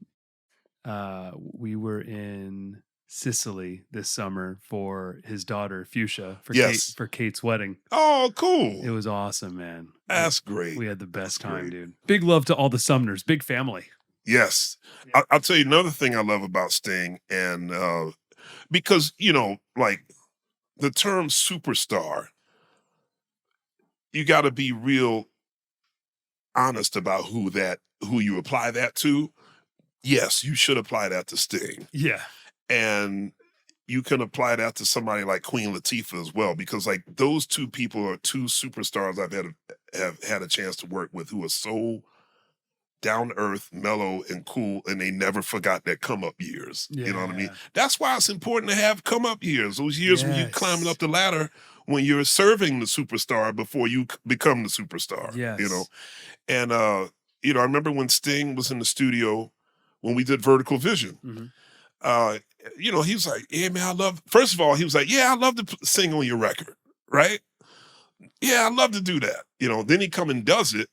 And once we're done in the studio, he says, hey, man, thanks for having me. You know, I'll see you next time. I'll walk you downstairs. You got a car coming to pick you up? I said, no, I'm going to walk. Yeah. I was like, wait, you're going to walk? He's like, man, this is New York. Nobody cares about superstars on the street, which is actually kind of true. Yeah, which is why I love New York, you know. And so I'm sitting there, you know, Sting had his jacket on. I said, okay, he's at least going to put a hat on, or like a baseball cap. Sting is not going to walk down the street in Times Square, no less, just like exposed. He, you know, had his jacket on. I think Times Square would be the most dangerous place actually in terms of tourists recognizing celebrities. Right. They're not New Yorkers, so. And there he goes walking down 48th Street, like, all right, man, I'll talk to you later. And I'm like watching him walk off, like, okay, between now and 6th Avenue, he's going to get somebody's going to jump on him. And like he walked, I'm like following him, like, wow, look at that. You know, Queen Latifah the same way. You know, she was like, hey, let's go to Amoeba. I'm like, okay, let's get a cab. No, let's walk. Like, Dana, it's 3:00 in the afternoon. Let's go. And like me and Queen Latifah and Amoeba Music, you know, looking at records and like, there she is, Queen Latifah in a record store. Like, and everybody's kind of like, and she's like, hey, what's up, y'all? And I'm like, you are too cool. I love that, though. But I feel like I have a few celebrity friends that have that same approach. And when you just go out in public and you just do your thing and you go to Amoeba or whatever and you don't make it weird and you're putting out positive energy and everything, no one bothers you. That's right. People aren't bothering you. It's not becoming a dramatic situation ever. That's right. It's just like, oh, hey, maybe they see you, maybe they don't. Maybe they just say, that's right. It's just a normal person because you're acting like a normal person. That's right. Bless them. That's a lesson to all you Superstars. Yeah, all of you that watch my pod, okay, act normal. Don't be a weirdo. So anyways, your chapter in becoming a cultural curator. So you do this with the National Jazz Museum in Harlem. And then of course we already talked about the creative chair that you got, different gig of course, but like you stepping into this world outside of just being, you know, a musician, bass player, artist, like was that the first opportunity for you to step into that world? My first opportunity into a curatorial role actually happened around 1998. I had a gig in Richmond, Virginia. I toured the fall of 1997. Joshua Redmond put 3/4 of the old band back together. It was just a trio, me, Joshua, and Brian Blade. And we toured the U.S., and one of those gigs was at the University of Richmond. And the woman who ran that center, that performing arts center, she said, "Hey, Christian, give me your number. I'd like to speak with you when I come to New York." Her name was Kathy Panoff. She just passed away earlier this year. She was very important to my career. Shout out to Kathy Panoff. She came to New York for like a convention. Maybe it's like the APAP or what was then known as the IAJE. And so we had lunch, and she said, "How would you like to be the artistic director of our new summer program?" I said, "Well, what does that mean?" Yeah, exactly. What does an artistic director do? And why are you asking me, right? And not Joshua. You know, he's more famous than I am, you know. She said, "This has nothing to do with fame." She said, "You know, I see all the different CDs you play on, and I watched how you interacted with everyone on my staff." I was like, "Oh, really?" Yeah. She was like, "Yeah, I like how, you know, you just chill with everyone. You talk to everybody like they're your friend." Yeah. I was like, "Well, they are until they do something." Yeah. You know, she's like, "That's what I'm talking about," you know. And I said, "So tell me what this means." She says, "Well, you know, our program would be first week of June. You bring your band down as the house band, or basically you curate 4 concerts throughout the week, and you work with our students. You do private lessons. You go out and talk to the community." I was like, that sounds easy. Sure, I'd love to do that. So from 1999, did I start 98 or 99? I don't remember. Maybe 99. 99 to 2005, I was the artistic director of the University of Richmond summer program. One thing I learned about Richmond is that it's very hot the first week of June. I remember getting off that plane every June, like, Jesus, ooh. And it was a wonderful experience getting the chance to be a part of the community, meeting some folks down there in that community and kind of learning what it meant to sort of shape a program. Yeah. That same year I started in Richmond, it was just like 1, 2, 3, bam, bam, bam. So I got the Richmond gig. I went on that same tour with Joshua and Brian. We played in Aspen. And as part of the gig in Aspen, which was during the summer, we had to talk with the students. They already had a summer program. So we went there to perform, and the students that were there, we worked with them, and, you know, same thing. Jim Horowitz, who runs Jazz Aspen, came to New York, said, "Hey, I want to rap to you." I'm like, "Cool. What's this about?" And he basically said the same thing that Kathy said. He was like, "Hey, man, the students love working with you. Why don't you be our artistic director?" I'm like, what? Now, the third and biggest blow came from a personal call I got from the late, great Dave Brubeck. Wow. And Mr. Brubeck called and, "Hey, I'm starting my own school. Yeah. Why don't you be the artistic director of my school?" I said, "Well, Mr. Brubeck, that's okay. Jazz Aspen, University of Richmond for 1 week out of the year.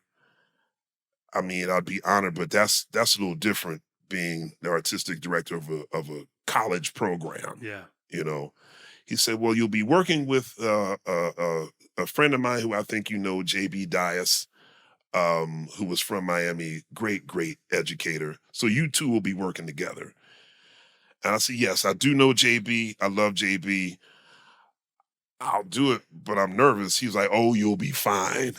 You know, so I took that gig and I did that. So Jazz Aspen, University of Richmond, BRUBECK Institute, all at the same time. How? The hardest gig out of all of those was the BRUBECK School, For sure. obviously, because that was year round. Yeah.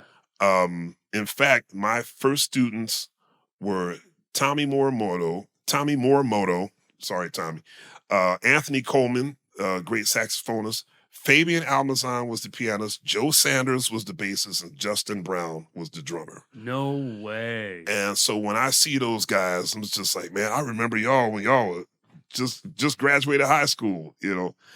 And I learned a lot at that school and at that program. And, you know, I was nervous, you know, because like in 2000, I was 28. And I'm like, man, these college students are only like 9 years younger than me. They're going to be looking at me like, you don't know nothing. I'm not listening to you, you know. But they were cool. Nice. They were cool. And it wasn't that hard to do, only because Richmond only took a week. Jazz Aspen only took 2 weeks. And there was really no prep to do other than just teach and work with the students who were there. So it wasn't hard to kind of to manage in my calendar, but BRUBECK School was difficult. Also, it was in Stockton. Oh, wow. And to commute from New York to Stockton. Really hard to get to Stockton. Was murder. Yeah. It's not an easy city to fly. It's like going to Europe almost, because like I would have to fly. I mean, this is before I was married, so I was still living right in New York. So I would fly from either JFK to San Francisco, have to rent a car and drive, or take JetBlue from JFK to Oakland and drive. Yeah. Or if I wanted to fly to Sacramento, there were no nonstops. So I would have to go through like Dallas or Houston. So you had to go like way down here to come where I said, I'm not doing that. Yeah. So after 4 years of that commute, I was like, I can't do this anymore. And I got the gig as co-director at the Jazz Museum in Harlem. And I went to Mr. BRUBECK and told him what had happened, and he was like, man, go build that museum. Beautiful. He and his wife Iola were so great. They were like, dude, congratulations. We'll find somebody here at the school. You do your thing and continue to make us proud. That's incredible. Yeah. I mean, yeah, Dave BRUBECK is like legend of legends. You know, I don't really hear many people that have interacted with him on a professional level. Yeah, I think, you know, Dave BRUBECK always kept a really core band. Yeah. You know, he would have like a lot of horn players sit in with him on occasion, but he kept his band intact. So I guess not a lot of people had a chance to kind of get inside that circle. Yeah. So I mean, I was glad to be one of the few that got in there. That's so cool, man. That's so cool. And then you went on to even with Newport Jazz Festival as well. Well, so I know it's later in years. Yeah, later, that happened in 2015. But yeah, same thing. George Wein just said, "Hey man, I've been keeping my eye on you. I've been seeing all this stuff you've been doing. You have the vision. That's what I want for my festival after I'm gone." Wow, what an honor! Deep honor. Deep honor. So what is that? Because each one of these gigs is a little bit different, right? Yeah. They're not all, obviously. One is like some's education, some is curating, right, programming. So with the Newport gig, what was that? Were you putting the bills together? Is it just help? Because you're not the talent buyer, right? So you're just like working with, you're like suggesting who the important cultural people are of the year. Like what is it? How does it work? I think with all festivals, and I'm not sure that, I think this is the reality. This is the true reality. Starting with possibly, like kind of like Dr. Billy Taylor was sort of like when it comes to musicians who become curators, who become sort of cultural ambassadors. Yes, you had Louis Armstrong, you had Benny Goodman, you had Dizzy Gillespie, you had Duke Ellington, these people who really carry the message of American excellence around the world. But in terms of somebody who became someone almost who worked as hard away from the music, away from their instrument, as much as they did on their instrument, Dr. Billy Taylor was sort of that guy. You know, starting a music program at the Kennedy Center, being one of the founders of Jazzmobile, being an on-air DJ in New York. You know, like he did so much, being musical director on the David Frost show in the early 70s. It's a question of like, how did he do all of that? Sure. You know?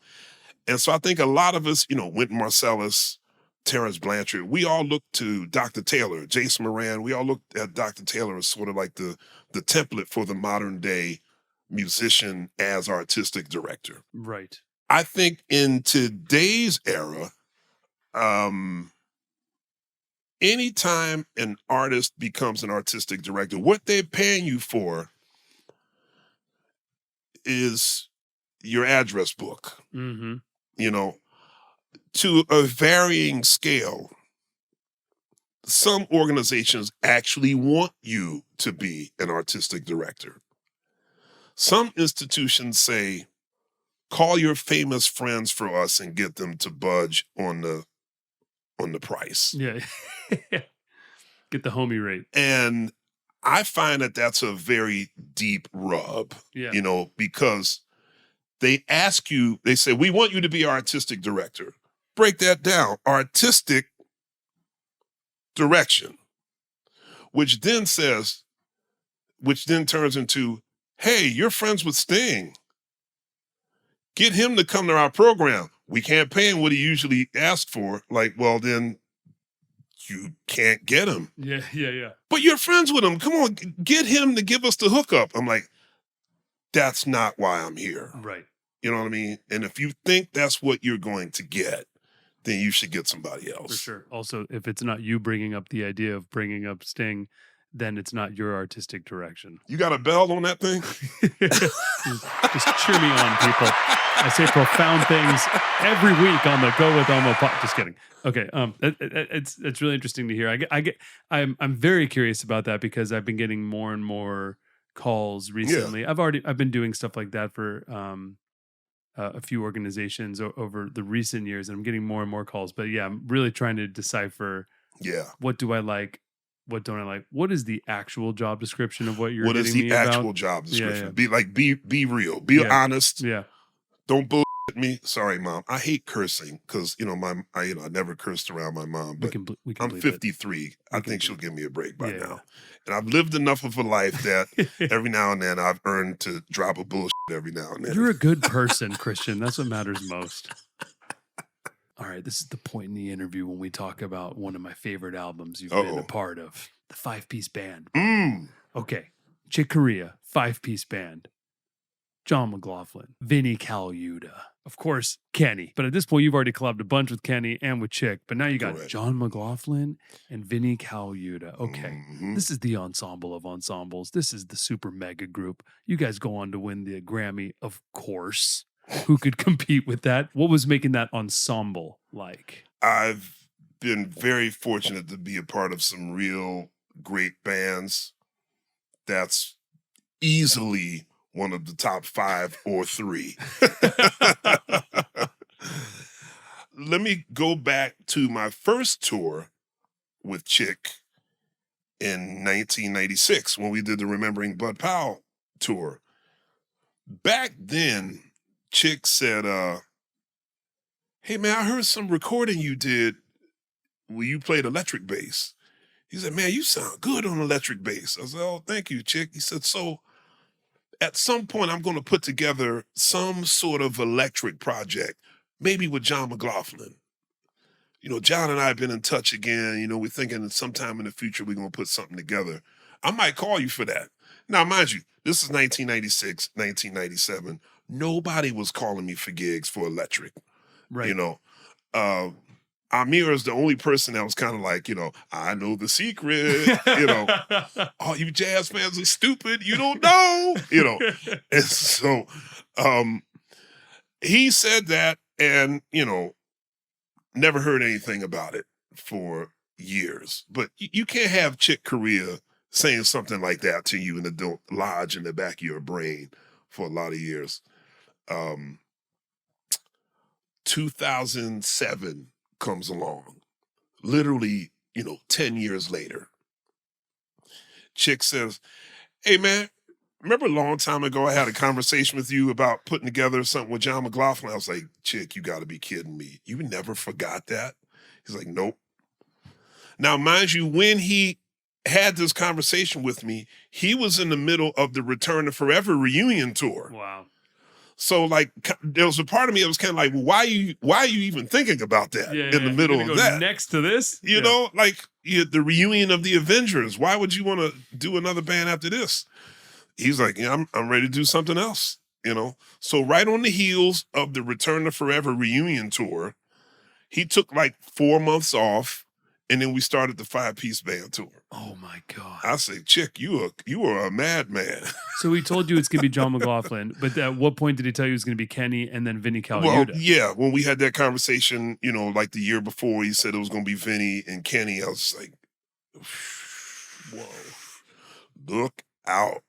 And so we started, our very first gig was in Monte Carlo, which is where John lives, so we flew down there and I have some video footage of the first rehearsal because I couldn't believe I was in that band. And my very first thoughts were, I was nervous because I know McLaughlin's music, right? There's going to be nothing in 4/4. Absolutely not. There's going to be all odd numbers and they're all going to be past 9. Like, oh, geez, here we go. And so just to get the vibe in my head, I'm like binging on all these John McLaughlin albums just to get those high, odd numbers in my blood, right? So I'm sitting up here worried about the time signatures, and some of those songs there were more notes involved than time signatures, right? So I'm just looking at the music like, oh boy, right? And so man, it was so much fun, man. It was a great time on that tour. It was still early in the tour, like maybe like the 7th or 8th gig. We're in Antwerp, Belgium. Herbie Hancock and his band played the night after us, but they were already in town. So they were already nestled into the hotel, and Chick was like, hey, Herbie's gonna come see us tonight. We were like, oh, cool.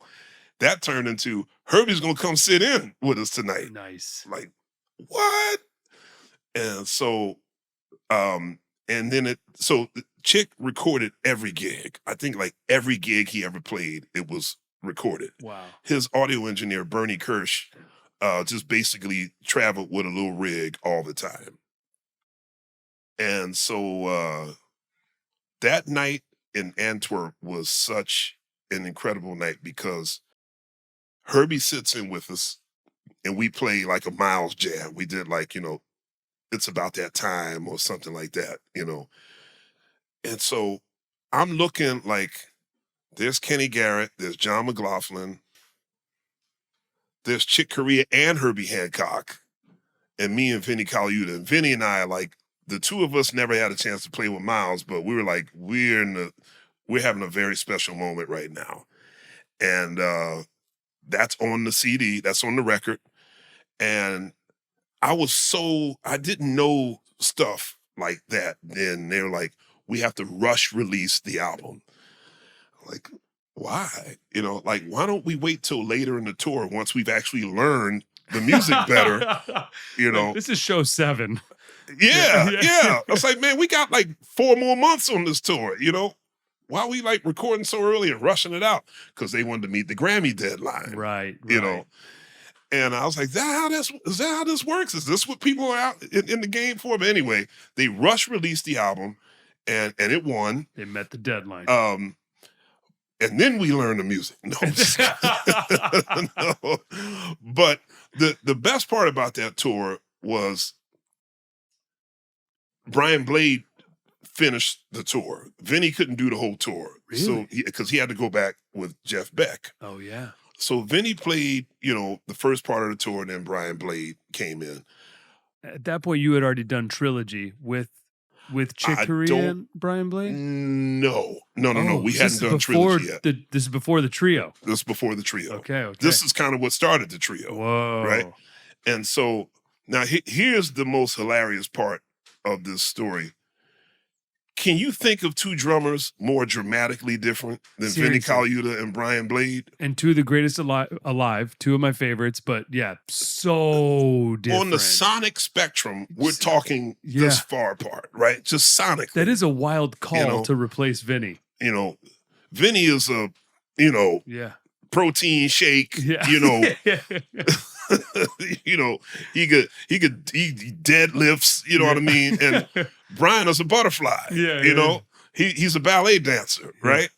And when Blade came in, so like, I remember Vinnie's monitors, Vinnie would have his monitors mounted behind his head. Nice. And just feeling it. Man, his monitor, his wedges were so loud, we could just use his. Wow. Like the whole band, right? The whole band. McLaughlin, who was having some hearing issues, was like, I can just use Vinnie's feed. Wow. We were like, damn. I said, Vinnie, for real, man? Are you? And he's like, yes, no problem. Like I was hearing myself through his wedges more than my amp, What did your amp? And so Chick was struggling a little bit. So Chick was like, hey, Vinnie, you're bleeding into the piano, Mike. He's like, you mind turning your wedges down just a little bit? Vinnie had the bass drum in there, so it was like really muscle fusion at its greatest, And I feel fortunate enough that I got to see, like Vinnie, I love Vinnie. We had such a great time on that tour. John McLaughlin had a song called Senior CS, something he wrote for Carlos Santana. And on his version, it's like kind of like a little straight eighth jam. But when we played it, John said, I want it as a samba.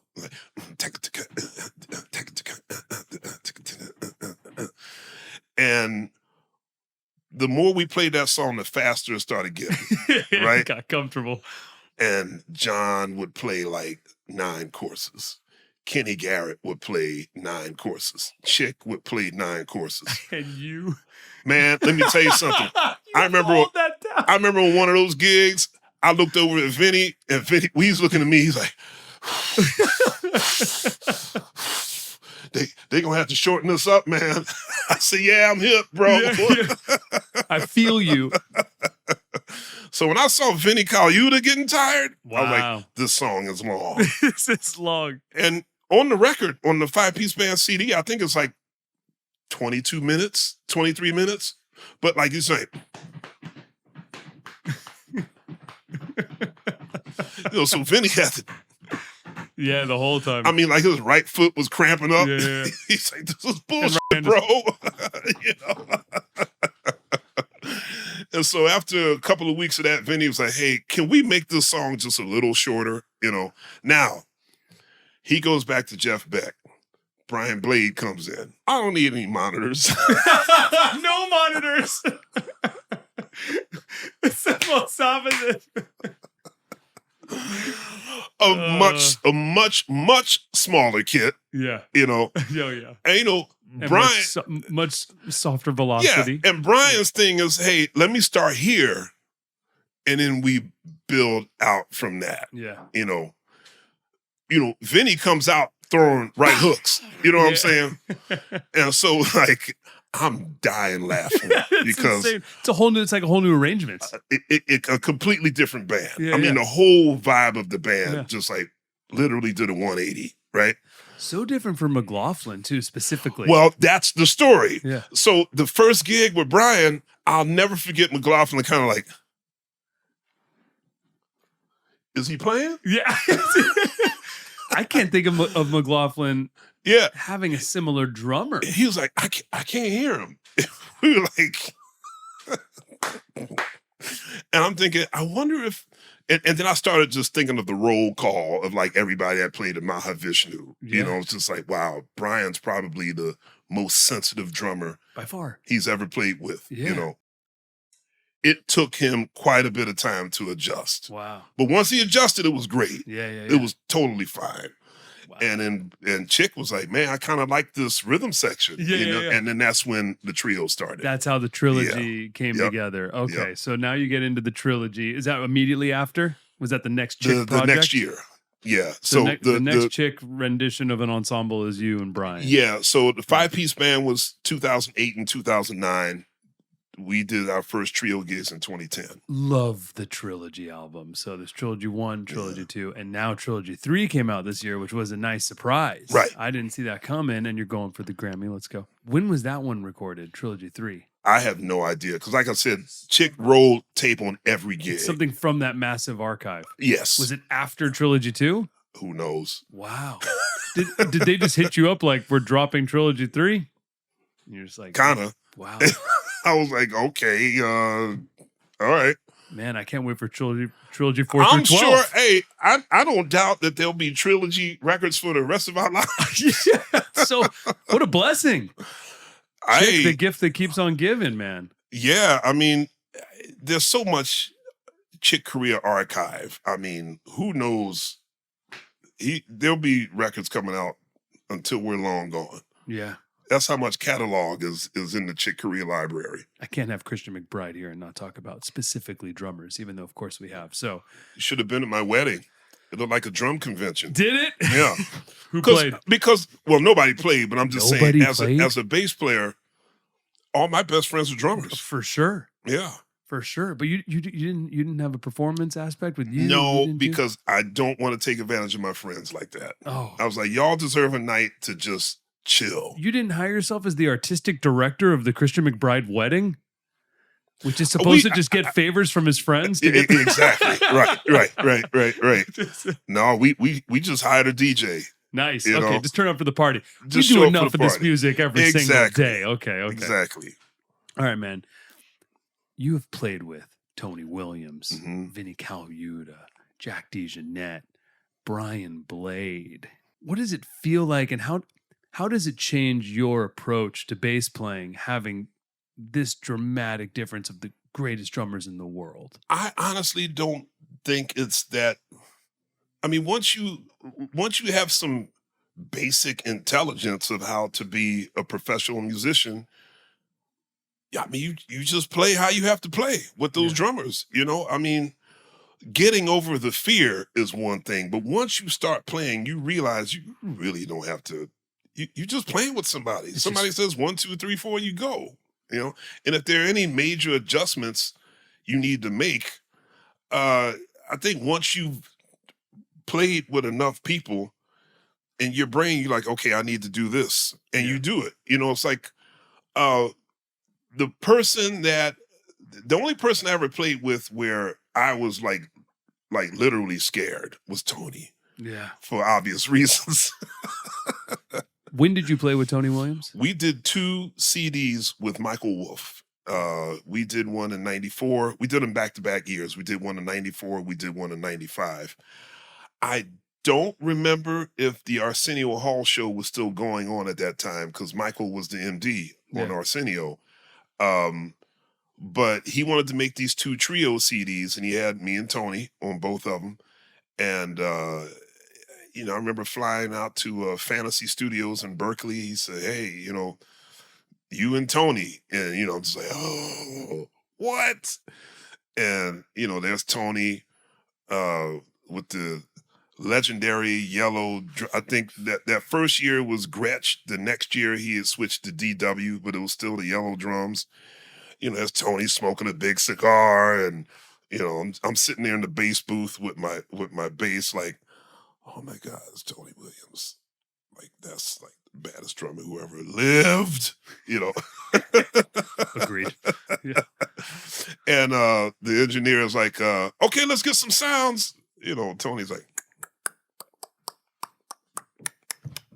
you know, and he's like, okay, play the cymbals, you know, and play the cymbals. And, you know, in my mind, he did exactly what he does when he's swinging. He goes,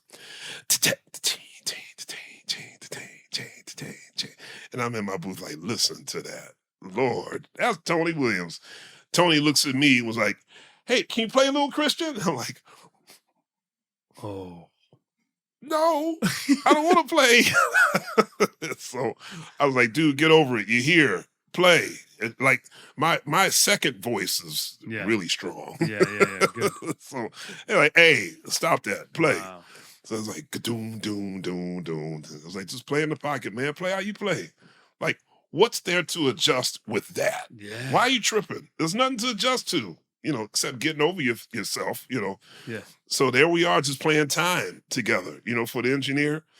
And after it was over, I was like, yeah, this is fine, you know. What was the hang like with Tony Williams? The hang was great because, you know, Michael would go into the booth every now and then, and his producer, who might have been his manager also, I can't remember, but they would go into the booth and I would just stay in the room with Tony.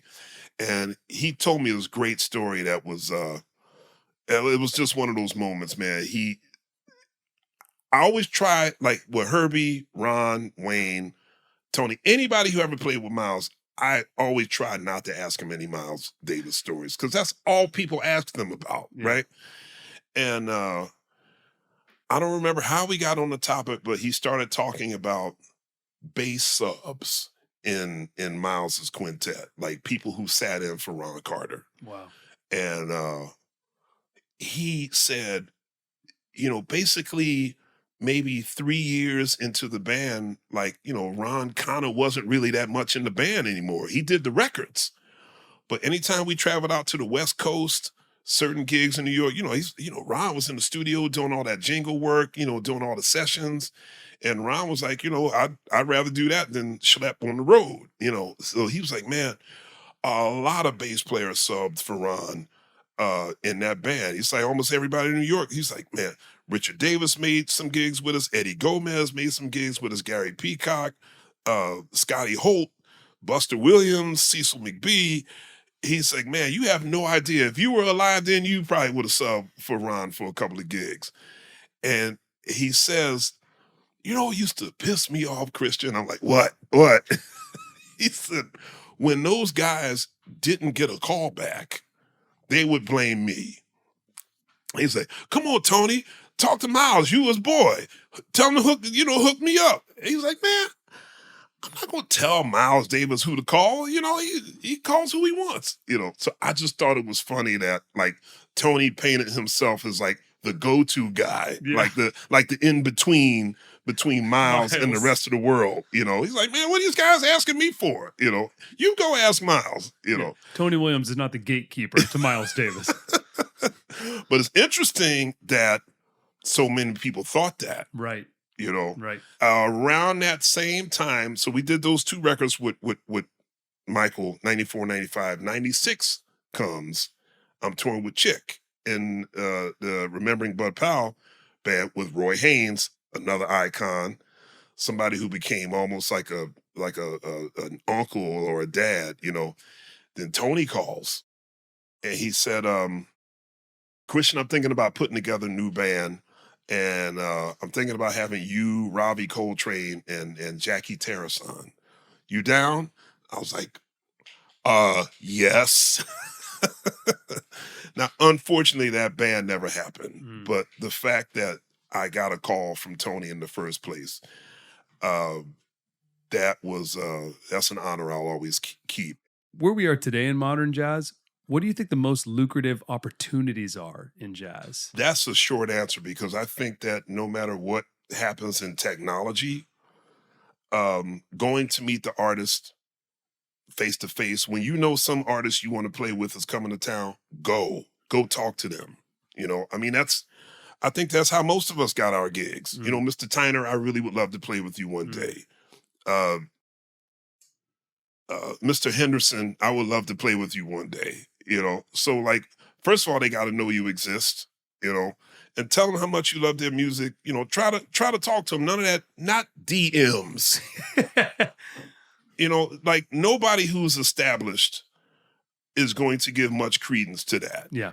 You know, they'll read it, but they ain't got time to sit up there and go like that all day like you do. Yeah. They're working. Go find them when they're gigging somewhere. Go talk to them. I think that's where your best opportunities are. That's great advice. Yeah. What's your advice for building ensembles? It would help if you had a vision first. Like if you know exactly what you want to do musically, then you're more than halfway there to figuring out what kind of ensemble you should have. Mm-hmm. You know, like people sometimes just want to put a band together because, you know, it's a cool thing to do. Hey, I got some tunes. Let me get some cats together and play.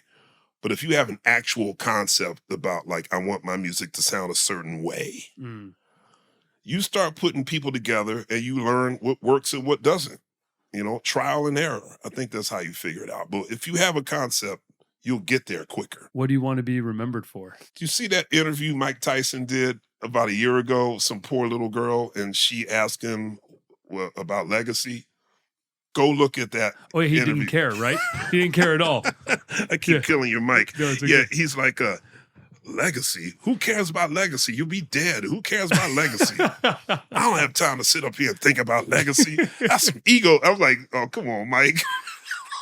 That is so great. Now, yeah, that's true. But I mean, you know, legacy. I mean, how do I want people to remember me? It ain't like I'll be able to check in and see if they're right. Yeah. So,